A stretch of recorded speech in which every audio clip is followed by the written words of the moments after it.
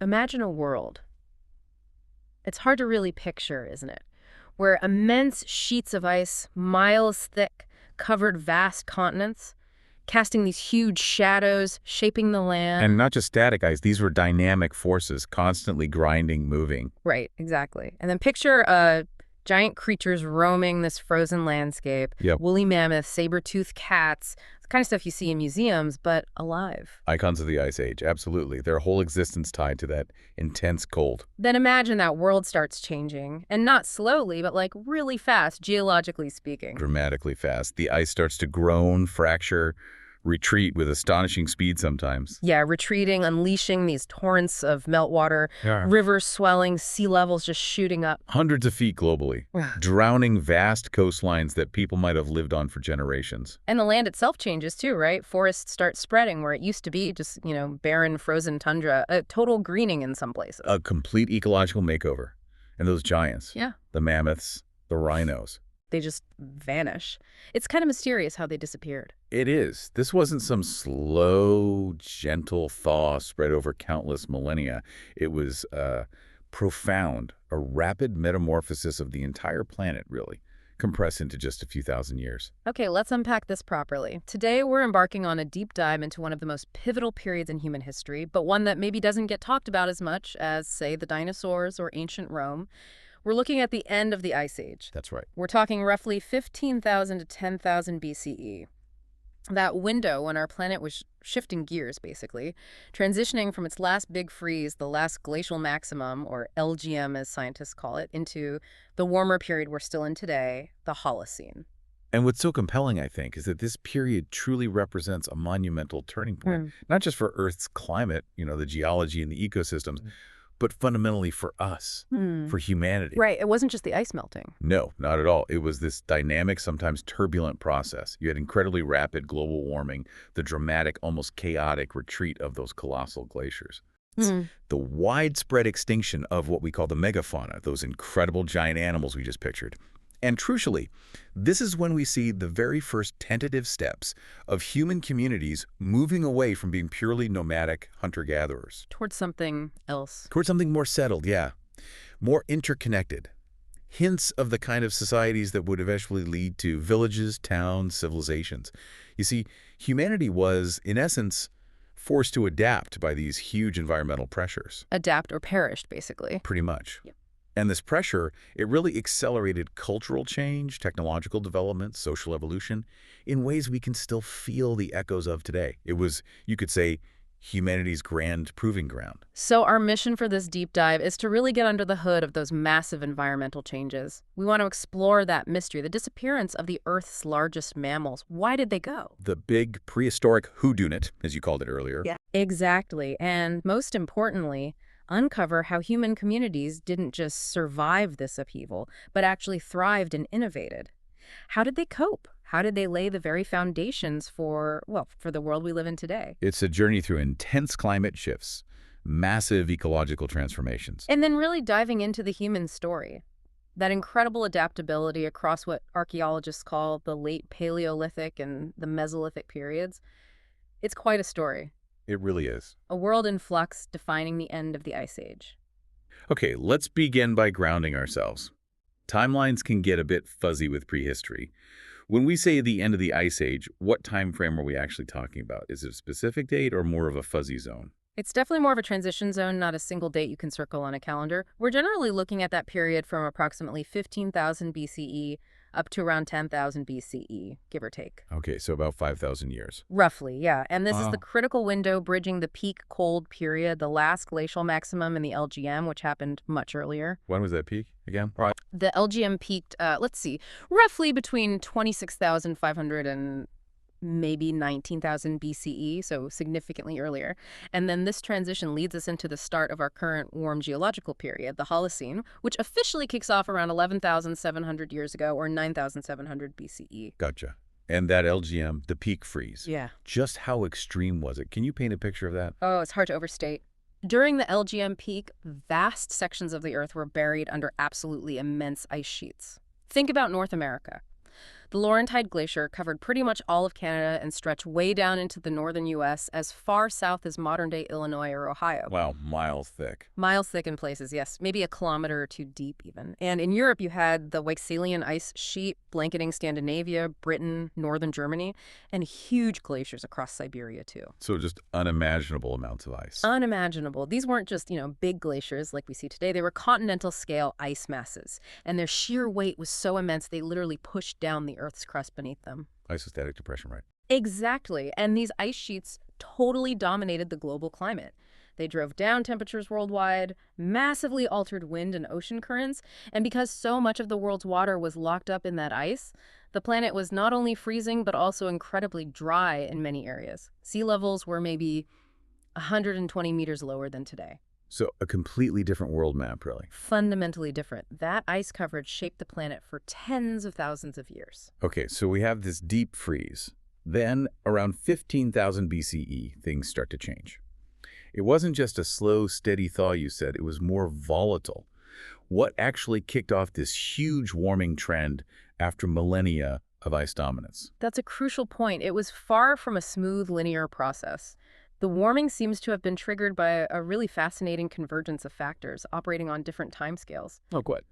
Well, first you have these subtle long-term shifts in Earth's orbit around the sun and the tilt of its axis. Scientists call them Milankovitch cycles. These cycles play out over tens, even hundreds of thousands of years, and they slightly change how much solar energy sunlight hits different parts of the Earth at different times of the year. Around 15,000 BCE, these cycles lined up in a way that increased the amount of summer sunlight hitting the northern hemisphere. Where all the biggest ice sheets were? Precisely. More summer sun means more melting, but that alone might not have been enough for such a rapid shift. There was another key factor acting as a powerful amplifier, a significant rise in atmospheric carbon dioxide levels. Ah, CO2. Where did that come from back then? It was likely released from a few sources. As the oceans warmed slightly, they can hold less dissolved CO2, so some would have entered the atmosphere. Also, melting permafrost and decaying organic matter previously trapped under ice would have released greenhouse gases like CO2 and methane. So create a feedback loop. Yeah. Warming releases CO2, CO2 causes more warming. Exactly, a positive feedback loop. So you have these seemingly minor astronomical nudges, the orbital changes giving the initial push. Then the rising greenhouse gases step on the accelerator. Together, they triggered these profound, cascading effects through Earth's climate systems, setting off the Great Thaw in earnest. It's a powerful reminder of how sensitive and interconnected things are.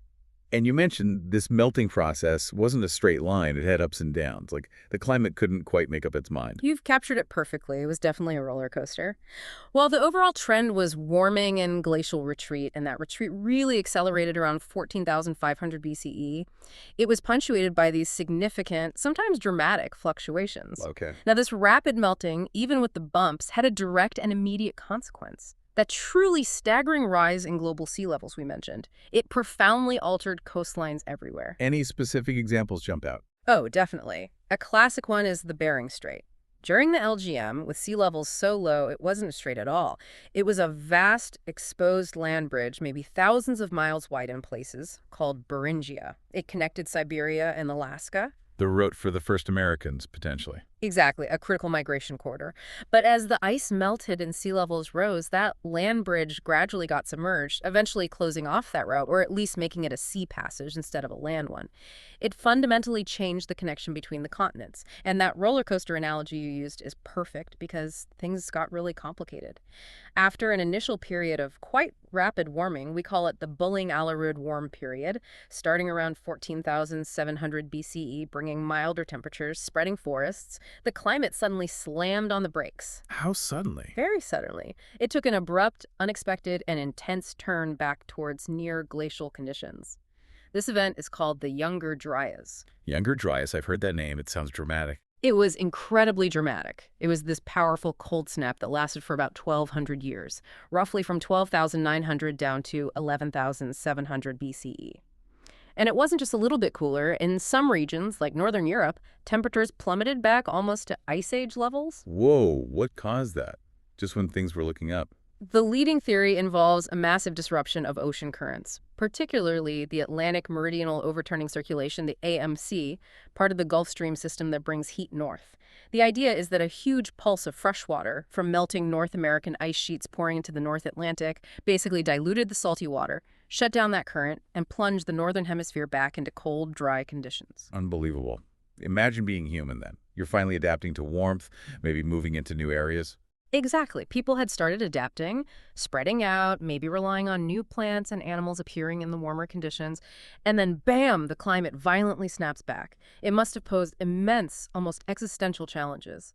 Imagine generations investing in a certain way of life only for the environment to pull the rug out from under them.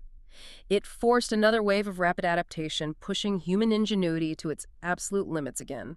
So once that Younger Dryas shock ended, did things finally settle down? Was that the real beginning of the stable climate we associate with, you know, with human history as we usually think of it? That's absolutely correct. The definitive end of the Younger Dryas, around 11,700 BCE, or 13,700 years ago, marks the official beginning of the Holocene epoch, our current geological era. Okay. And the long-term consequences of reaching that point, achieving relative climate stability compared to the wild swings before, were profound. We saw a sustained general increase in global temperatures, albeit with smaller bumps along the way. This allowed for the widespread, more permanent expansion of forests across continents, replacing those vast tundras and steppes. So a greener world overall. A much greener, more forested world in many temperate regions. This fundamental reshaping of ecosystems globally laid the groundwork for the distribution of plants and animals we see today, or at least before major modern human impacts.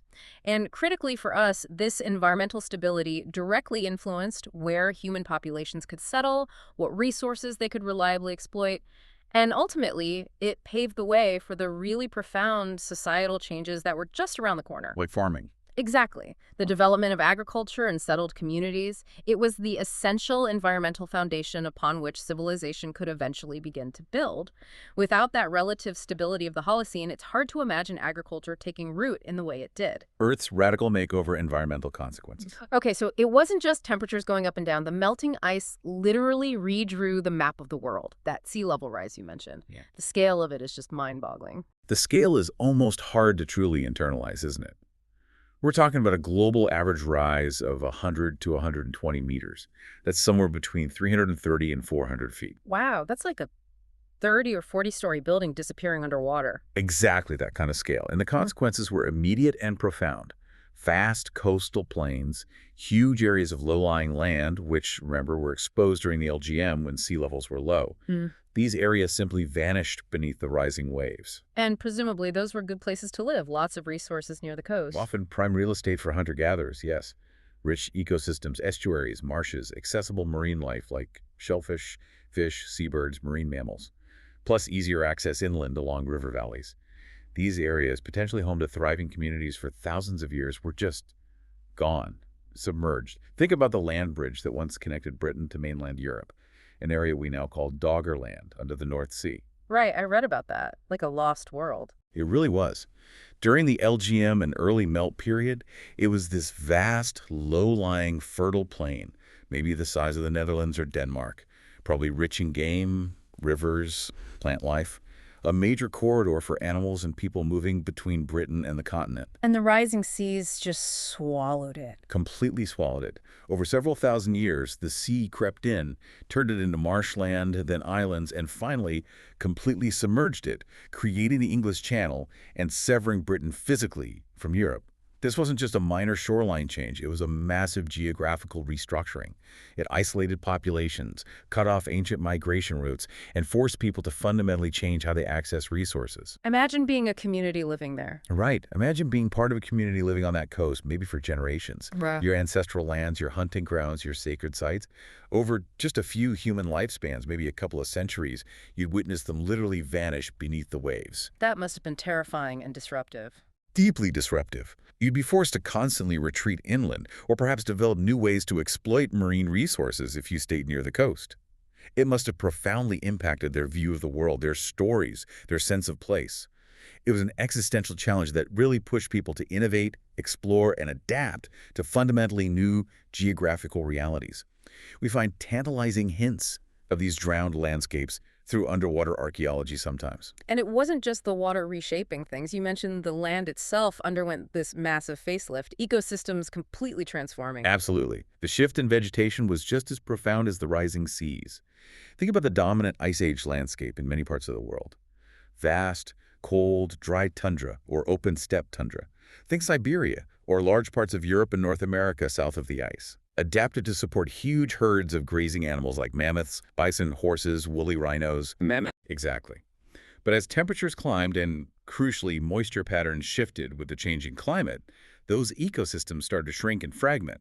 They were gradually replaced by expanding forests, birch, pine, then oak, and other deciduous trees in temperate zones, and also lush grasslands in other areas. So a completely different look and feel to the land. Totally different. This fundamentally altered the distribution of plants and animals across entire continents. It created entirely new biomes, new ecological niches, and it seriously challenged the existing food webs. Animals had to adapt, migrate to follow their preferred habitats, or face extinction. And humans, as the ultimate generalist predator and forager, had to adapt right alongside them. And this ecosystem shift had really crucial implications for humans, particularly regarding plants. With the spread of these new environments came the emergence and increasing availability of entirely new plant species, or species that had been marginal before becoming much more abundant. Like what kind of plants? Specifically, this period saw the discovery, and critically, the increasing reliance on various types of wild grains and grasses. Think wild wheat and barley in the Fertile Crescent region of the Middle East, wild rye in other parts of Eurasia, various seed-bearing grasses and plants in other regions. But they weren't farming them yet. Not farming in the sense of deliberate cultivation, no. That comes later, defining the Neolithic Revolution. But they were intensively gathering these wild stands.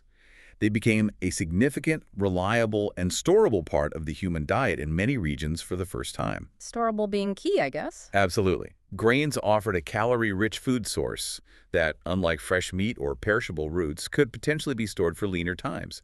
The ability to harvest, process, maybe using grinding stones, which started appearing more frequently, and store these wild grains, provided a new level of food security, even if it was still dependent on nature's bounty. It changed the calculation of survival. And you mentioned earlier these changes weren't uniform across the globe. It wasn't just a blanket warming effect everywhere, was it? You're absolutely right. The regional impacts were incredibly diverse, creating this fascinating mosaic of new opportunities in some places and new challenges in others. This really influenced how human societies adapted locally. So like the north got warmer, obviously. Yes, the northern hemisphere, where the massive ice sheets were retreating, experienced significant warming and became much more temperate. This opened up vast new lands, Scandinavia, Canada, Siberia, that had been locked under ice or were inhospitable permafrost.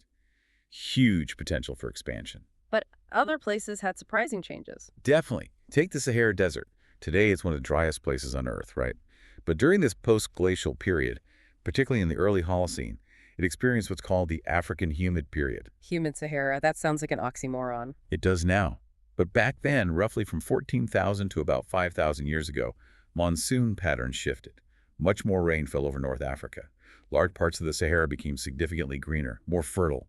Think savannas, grasslands, even large lakes and river systems teeming with fish and wildlife. Wow, so people live there. Absolutely. Archaeological evidence and stunning rock art depict a landscape vibrant with life giraffes, elephants, hippos, crocodiles, and the humans who hunted and gathered there.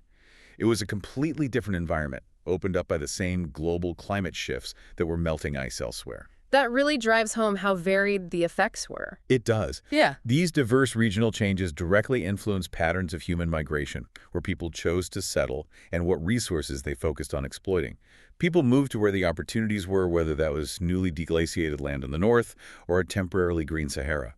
It led to this rich tapestry of human adaptation strategies across the globe, really underscoring the incredible resilience and opportunism of our ancestors. The vanishing giants, megafauna extinction, and its ripples.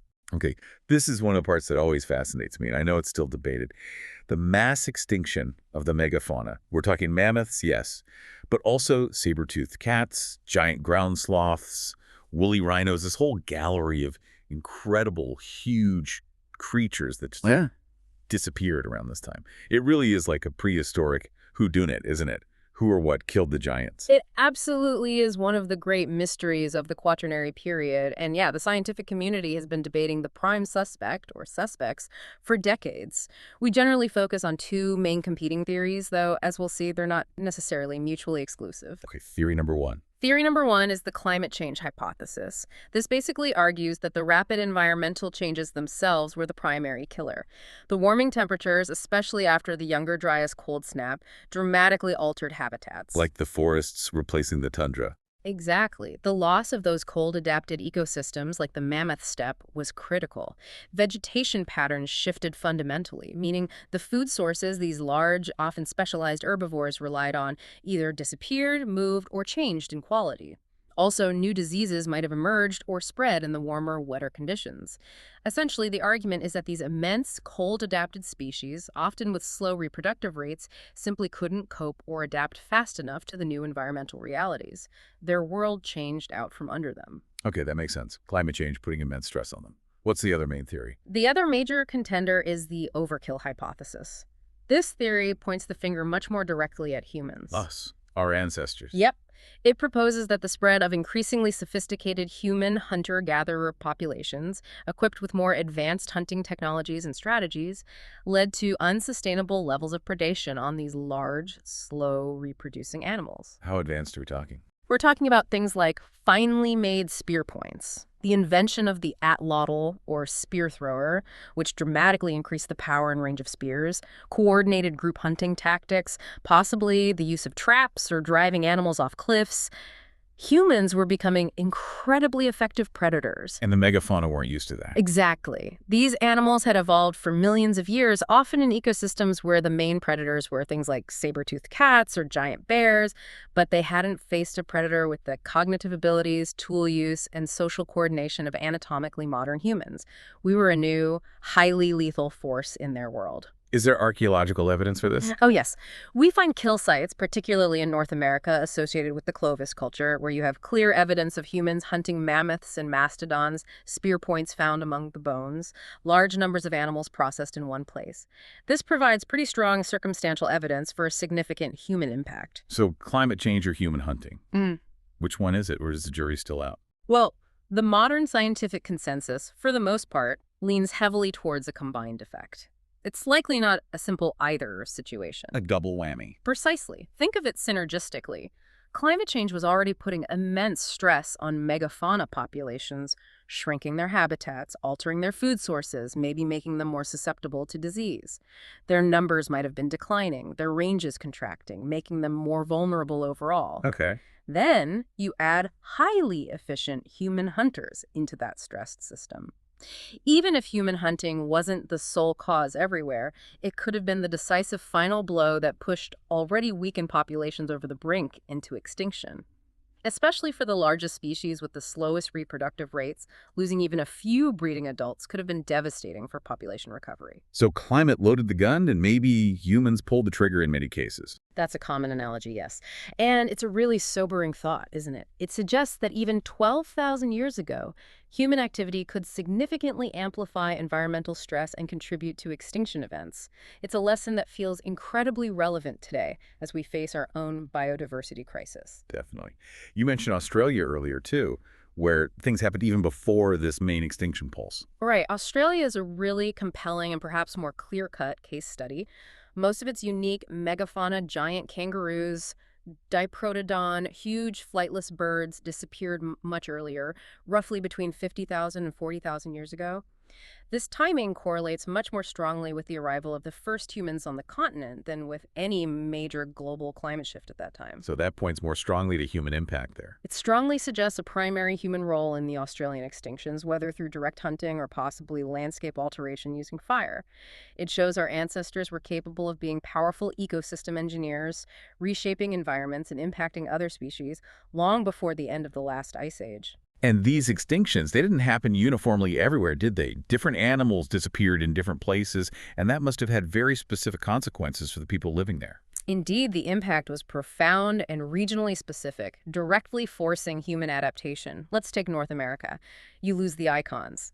Mammoths, mastodons, the giant saber-toothed cats, huge ground sloths, even the native horses and camels that had evolved there, A gone. huge chunk of the ecosystem. Massive. For groups like the Clovis people, who seem to have specialized to some extent in hunting these megafauna, this required a fundamental pivot. They had to rapidly shift their focus to the animals that did survive or thrive, like the American bison, deer, elk, smaller game. This likely meant new tools, new hunting grounds, maybe smaller group sizes or different signal movements. So the whole way of life changed. Radically. Now look at Europe. Similar story, different task. The woolly mammoths vanish, the woolly rhinos, the giant deer, Megaloceros. This forced European Mesolithic groups to rely increasingly on more adaptable and often smaller forest or tundra dwellers like reindeer, red deer, wild boar, and smaller animals. Again, implying shifts from potentially high-yield large animal hunts to more consistent hunting of diverse medium-sized prey. It changes the rhythm of life, the risks, the rewards. And Australia with those earlier extinctions. Right. In Australia, the extinction of those enormous marsupials like Diprotodon.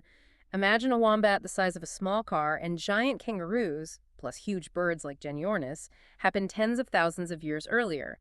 So by the time of the global end ice age changes, Aboriginal Australians had already long adapted to a landscape without those particular giants, developing sophisticated strategies for hunting smaller marsupials, reptiles, birds, and utilizing a vast array of plant resources in what was often a challenging environment.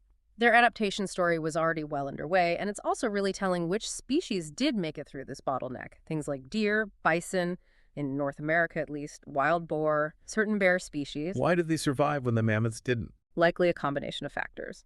Maybe greater adaptability to different habitats, broader dietary niches, eating a wider variety of food, smaller body size, which often means needing less food and potentially reproducing faster, or maybe they were just harder to hunt effectively in the changing landscapes. Their survival profoundly shaped the ecosystems that humans would interact with moving into the Holocene, and thus shaped the trajectory of human societies in those regions. So let's focus on the human side of that equation. For the societies that had, perhaps for millennia, built their survival strategies, maybe even their culture and cosmology, around these magnificent giant animals. Huh. What did it mean when they were gone? It must have been more than just changing the menu, right? Oh, absolutely transformative. It reshaped societies from the very foundations up. The most direct consequence, as we've touched on, was that forced fundamental shift in hunting strategies, moving from maybe focusing on these huge, high-return megafauna hunts to a much broader spectrum approach targeting smaller, faster, more numerous animals. Requiring different skills, different tools. Different tools, different knowledge of animal behavior, maybe different ways of organizing communal hunts, or maybe more individual hunting. But crucially, this period also saw a massive increase in the importance of plant gathering and the diversification of the entire diet. People weren't just compensating for lost meat, they were actively exploring and exploiting a much wider range of available food sources. Roots, berries, nuts. Roots, berries, nuts, seeds, leafy greens, and a much greater reliance on aquatic resources like fish, shellfish, waterfowl, seals. Anything edible was likely explored. This broadening of the diet, which now routinely included those wild grains we talked about, various roots, and diverse aquatic life, had enormous long-term implications. Like leading towards farming. It inadvertently laid some of the critical groundwork, yes. People were developing a much deeper, more nuanced understanding of plant life cycles, processing techniques, seasonality. They were building the knowledge base that would eventually make domestication possible. It was like an involuntary apprenticeship for agriculture. Interesting. And did it push people to move around more or less? Both, in a way. The search for new, reliable food sources certainly propelled human populations to explore and spread into wider geographical areas. It likely accelerated migrations, especially towards regions that were becoming particularly fertile and resource-rich, like major river valleys or places like the Fertile Crescent where wild grains were flourishing. But in those very productive areas, the reliable abundance might have encouraged people to become slightly less nomadic, more tied to specific territories. And culturally, did losing the mammoths change how people saw the world? It's harder to see directly in the archaeological record, of course, but it must have had subtle but profound cultural impacts. Think about the magnificent cave art Lascaux, Altamira, Chauvet. So much of it features these now extinct giants. As these animals disappeared from their daily reality, perhaps artistic themes shifted, maybe spiritual beliefs associated with them changed, or were transferred to other animals. The world they depicted in their art literally vanished, It must have reshaped their cosmology, their stories, their sense of place in a changing natural order.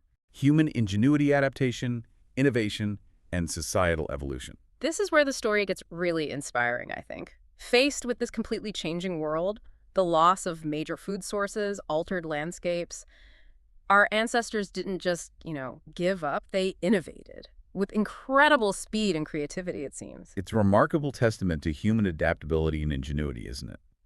We see what you could call a technological revolution unfolding during this late Paleolithic and early Mesolithic period, directly driven by these environmental pressures and the new opportunities that arose. Okay, like what kind of tech? We're still talking stone tools mostly. Still primarily stone, bone, antler, wood, yes. But the sophistication and specialization ramped up significantly. One key development was the widespread adoption of microliths. Micro what? Microliths, literally small stones. These were tiny, often geometrically shaped stone blades or points, sometimes only a centimeter or two long. Think tiny, razor-sharp triangles, crescents, trapezoids. What could you do with something that small? The genius was that they were designed to be composite tools.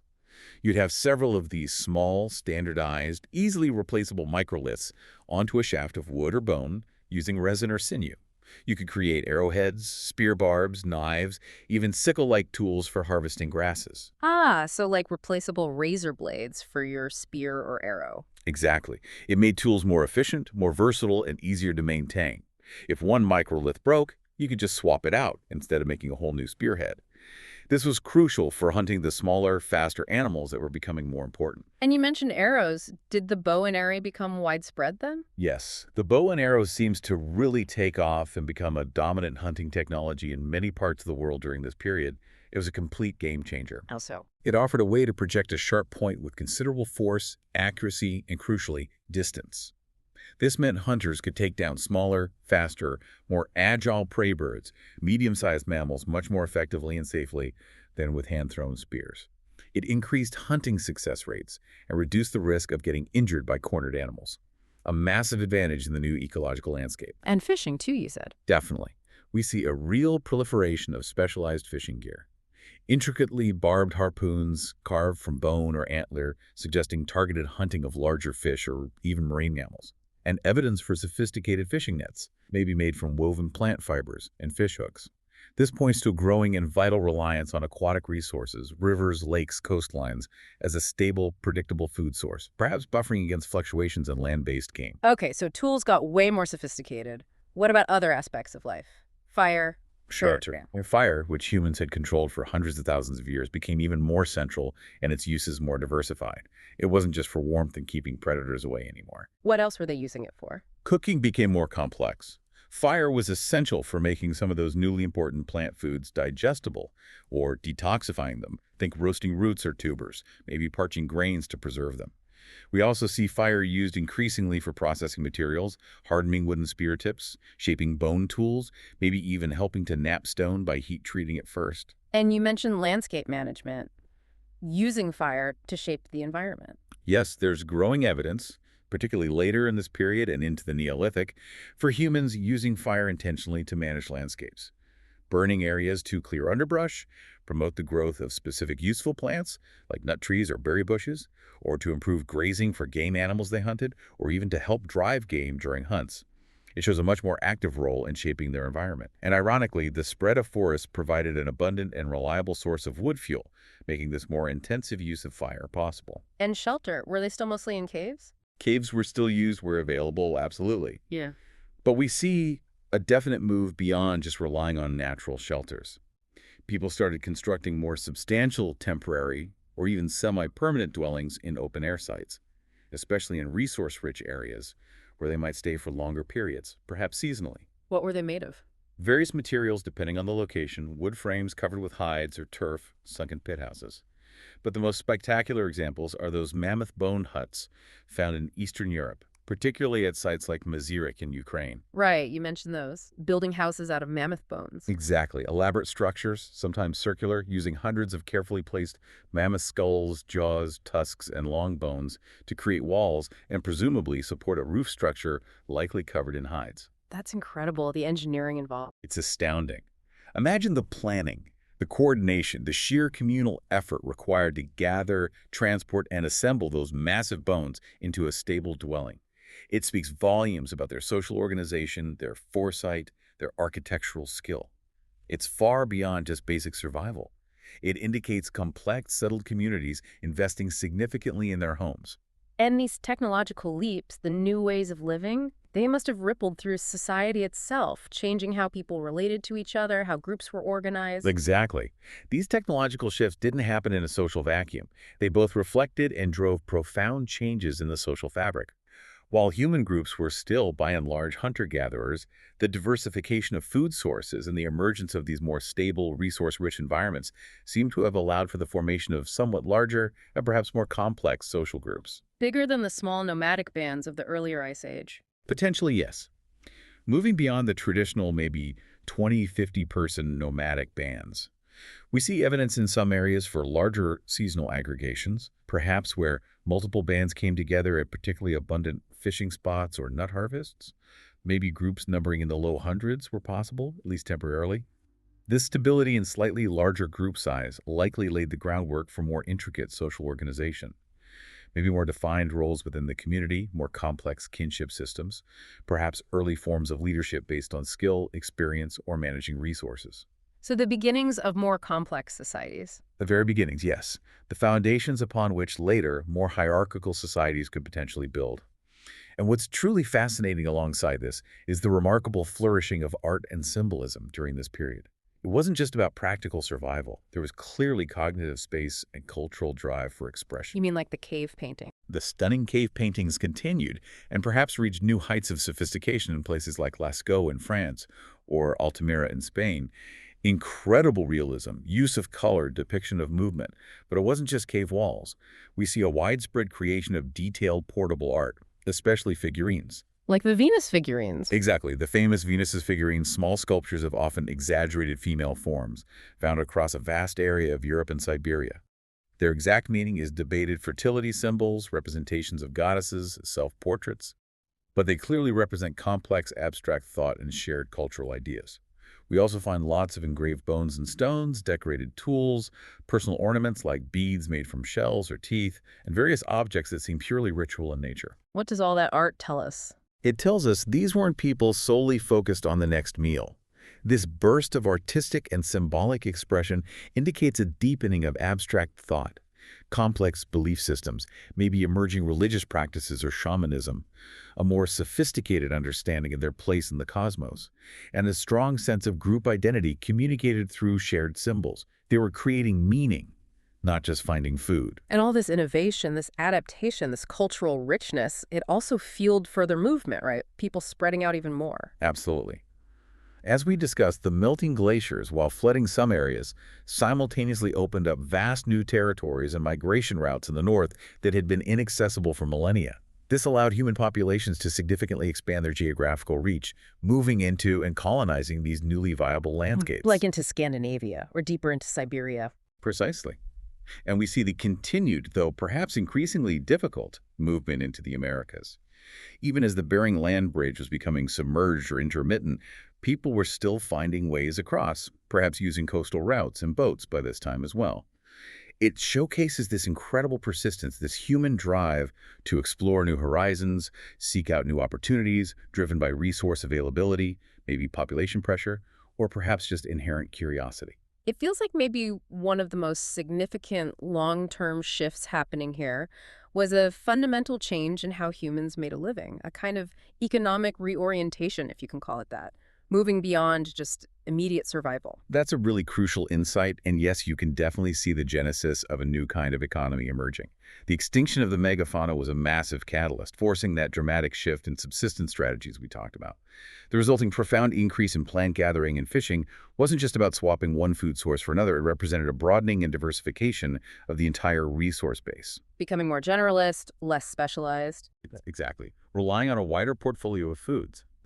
And this broadened diet, especially the growing reliance on predictable resources like wild grains, roots, nuts, fish runs, it inadvertently laid those crucial foundations for agriculture.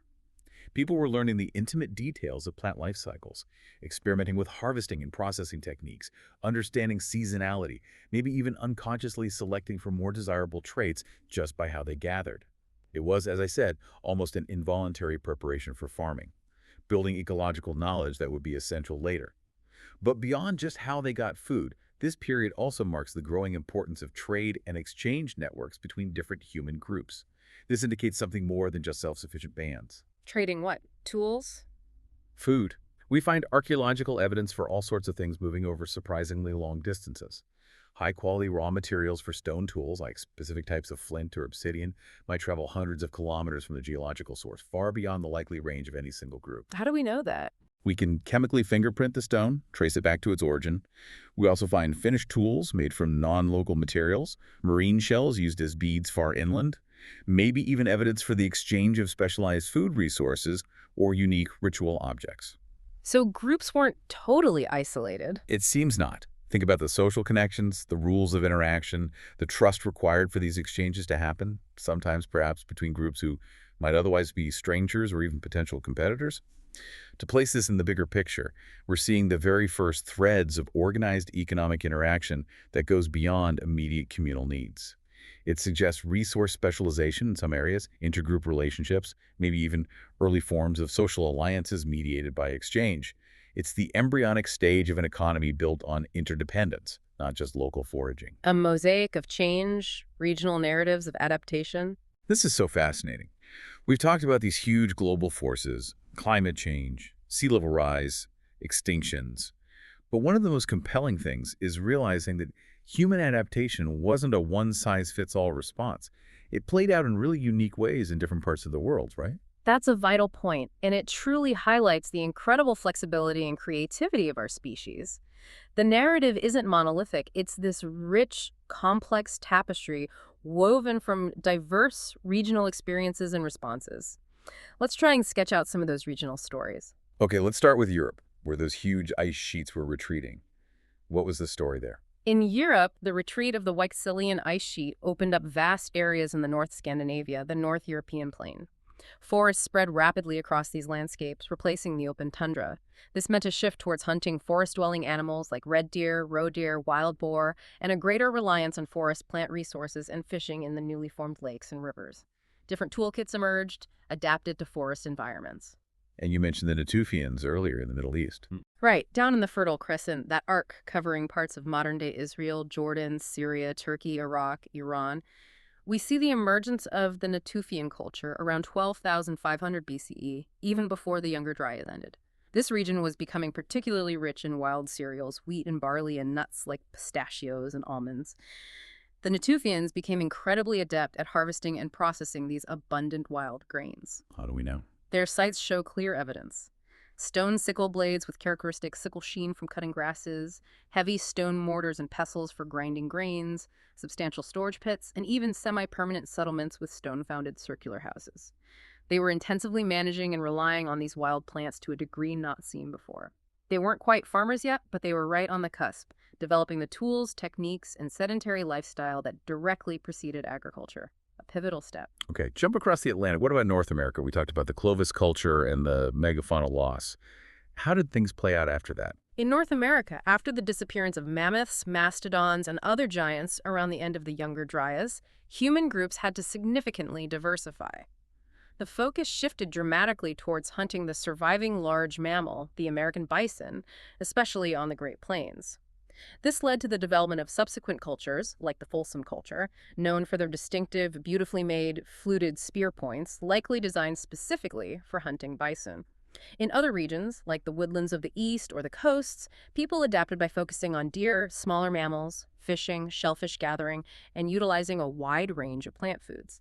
It led to a greater regional diversification of cultures and subsistence strategies compared to the perhaps more uniform Clovis focus. In Asia, it's a huge continent. Yeah. Any specific examples there?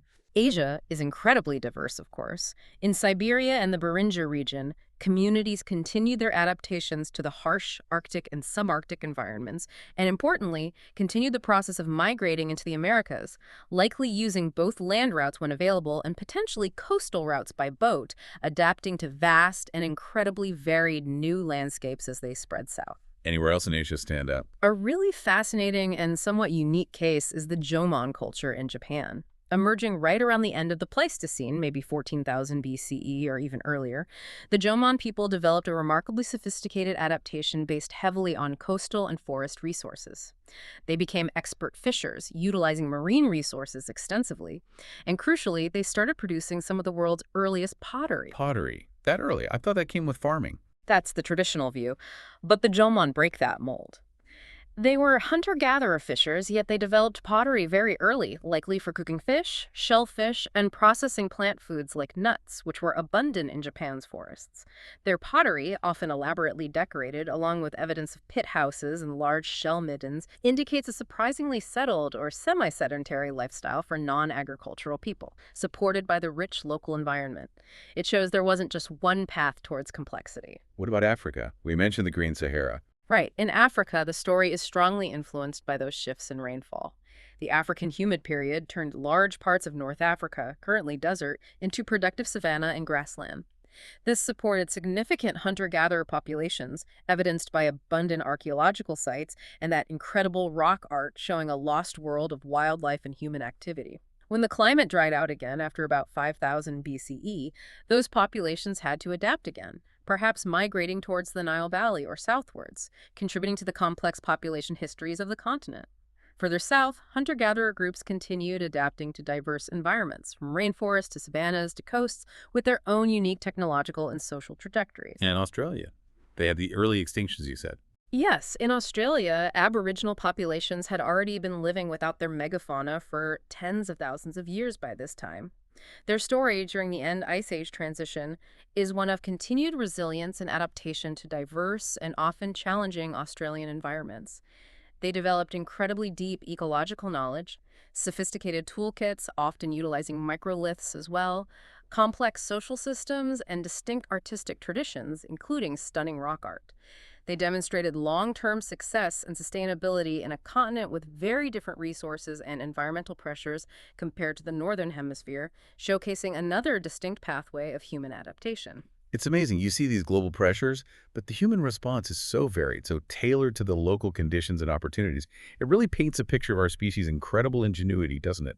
Finding unique solutions everywhere. It really does. It underscores that there's no single correct way to be human or to adapt. Faced with immense change, different groups drew on their local knowledge, their social structures, their technological skills, and devised pathways that worked for them in their specific corner of the world. It's a powerful lesson in human diversity and resilience. The long echo, laying the foundations of modernity. So pulling it all together, when we look back at the end of the Ice Age, this period of intense change from roughly 15,000 to 10,000 BCE, it feels like much more than just a story about survival. It feels like it was actually preparing the ground, setting the stage for the next really giant leap in human history, right? You've hit on the absolute core of its long-term significance. It wasn't just an endpoint for the Paleolithic. It was the crucial launchpad for the Neolithic Revolution. The invention of farming. Exactly. Think about the ingredients that came together during the end of the Ice Age. You have rising global temperatures, creating more stable, warmer, wetter conditions in many key regions. You have the widespread expansion of plants, including those wild grasses, the ancestors of wheat, barley, rice, corn, becoming much more abundant. And critically, you have human populations who, forced by megafauna extinction and climate shifts, had already spent generations intensively gathering, processing, and learning about these very plants. So they already had the know-how. They had built up an incredible amount of ecological knowledge and technological skill, the grinding stones, maybe early storage techniques, and understanding of seasonality. This combination created what you could call the perfect storm, the ideal environmental and cultural conditions that made the transition to deliberate cultivation agriculture not just possible, but perhaps almost inevitable in some key regions like the Fertile Crescent, around 10,000 BCE. It makes you wonder, like you said earlier, would farming have happened without all that preceding change and pressure? It's a fascinating counterfactual to ponder. Would it have happened eventually anyway? Perhaps. But would it have happened when and where it did, and in the way it did, without the specific pressures and opportunities presented by the end of the Ice Age, forcing that intense diversification and focus on plants? Seems unlikely.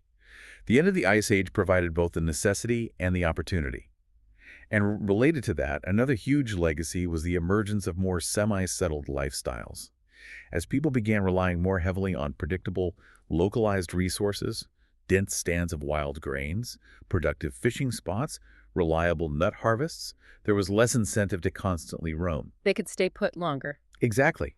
We start seeing human groups establishing more permanent or at least seasonally reoccupied base camps in these fertile regions, building more substantial shelters like those mammoth bone huts or early pit houses, investing more in specific locations. This move towards reduced mobility, towards semi-sedentism, was a critical precursor to the fully sedentary agricultural villages that would become the hallmark of the Neolithic period. Because you can't really farm if you're always moving around. Precisely. Farming required staying in one place to plant, tend, and harvest crops. This earlier trend towards settling down, driven by intensive foraging, made that later shift to agriculture much more feasible. It fostered a closer connection to specific territories, perhaps leading to early concepts of land tenure or ownership, and allowed for the accumulation of surplus and the development of more complex social structures within those communities. So when we think about today, thousands of years later, what's the bottom line? How did this tumultuous period fundamentally shape the world we inherited? I think the bottom line is that the intricate cultural evolution we witnessed during this period, the technological innovation, the artistic explosion, the development of more complex social interactions and economic exchange, the deep ecological learning, all of this laid the absolutely fundamental groundwork for everything that followed. It provided the building blocks for the emergence of larger, more stratified societies, for specialization of labor, eventually for towns, cities, states, civilization as we know it. So it wasn't just about adapting to climate change, it was about becoming us. In a very real sense, yes. To put it the grand scheme, the end of the Ice Age was humanity's ultimate proving ground. Our species-defining trait adaptability was tested perhaps like never before by radical environmental change on a global scale. We faced existential challenges, the loss of familiar worlds, the disappearance of key resources. And from that crucible, from that intense pressure, emerged the raw materials, the refined knowledge, the advanced technologies, the more complex social structures, and crucially, the demonstrated capacity for profound innovation that would ultimately build the modern world. It's a story of incredible resilience, yes, but also of the sheer creative power unleashed by change. It's an incredible perspective. So as we wrap up this deep dive into a world literally shaped by retreating ice and rising waters, it really leaves us with a powerful thought, doesn't it? The end of the Ice Age was this period of immense environmental upheaval, megafauna extinction, but also profound human transformation. It marked that pivotal transition from purely nomadic hunter-gatherer societies to the very first precursors of settled agricultural communities. Indeed. And perhaps the most relevant question it poses for us today, as we face our own era of rapid, human-driven environmental change, warming climates, shifting ecosystems, biodiversity loss, is what profound lessons can we actually learn from our ancestors' incredible adaptability during that earlier period of massive natural change? How did they manage it? How might their ingenuity, their flexibility, their willingness, perhaps necessity, to completely redefine their relationship with the environment and with each other in the face of radical uncertainty? How might that inspire our own approaches? Their story is a potent reminder that periods of great challenge, however daunting, can also be periods of intense creativity and transformation. They show us that adaptation is possible, even on planetary scale, but it requires innovation, cooperation, and perhaps fundamentally rethinking how we live. A lot to think about there, a powerful echo from the deep past. Well, thank you for joining us on this deep dive into humanity's incredible journey through the end of the Ice Age. We hope it's given you some new perspectives on this pivotal moment in our shared history and maybe spark some thoughts about our own future. Thanks for listening. We encourage you to continue exploring the rich tapestry of human history and our planet's fascinating past.